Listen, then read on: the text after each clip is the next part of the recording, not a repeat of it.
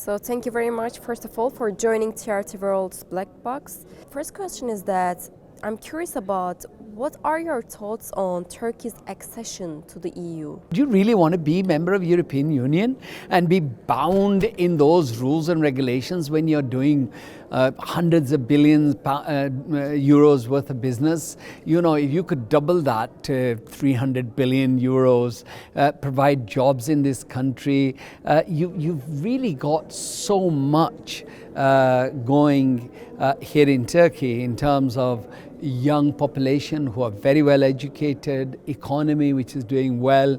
So you say Turkey doesn't need EU, but EU needs Turkey, as far as I understand from your comment. I do. European Union needs Turkey.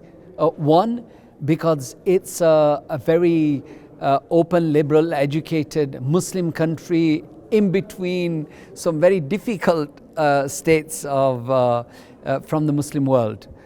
Secondly, it's a bridge between cultures.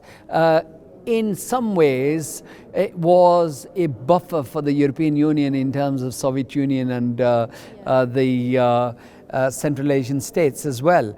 And I want to ask specifically, because you have a prime minister who compared Muslim women to letterbox. So you are the first Muslim member appointed in the House of Lords. What do you think on that? I will not defend Boris, but he immediately turned around in this question and said, my origins are great-grandfather was from Turkey. So you've got to give him Turkey, and he was a Muslim heritage. He does it to get political gains because it's a populist thing to attack Muslims. It's a popular thing, and sadly, not enough politicians and media challenged these narratives, which are counterproductive for our diverse society.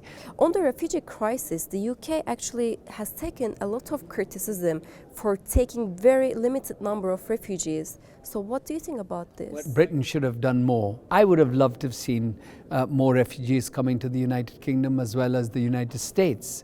But sadly, that didn't happen. But equally, you know, I would have thought that Saudi Arabia and the GCC countries would have been able to take some of these refugees.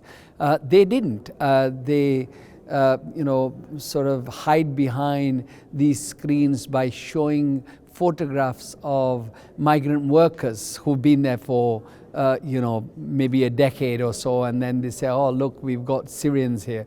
And these Syrians have been there as workers. They've established themselves because they're in business. These are not refugees you've taken after the crisis. So you said, unfortunately, the UK didn't take so many refugees. Do you think it may change in the future? Political parties have always used migration and this, sadly, freedom of movement in Europe as well as the refugee crisis made things even worse. Even though Europe needs young workers, maybe something like 50 million by 2050. That's not going to happen because suddenly there's a rise of right-wing politics which has just frightened the general public, especially those who've never come across ethnic minorities, particularly these communities. I would love to see a world which is diverse, which is respecting human rights, which is sharing, caring, and embraces all societies, whether economic or whether color, political, religious. I personally, as a Muslim, the world that the Prophet Muhammad, peace be upon him, tried to establish in the Saudi Peninsula and the way Sayyidina Umar and Sayyidina Usman created, where everyone was equal. So whether Bilal from Africa was equal to the Arabs or the people from Russia, and they enjoyed the wealth. It was shared across, and nobody infringed on other people's rights. I would love to see that. Okay, great.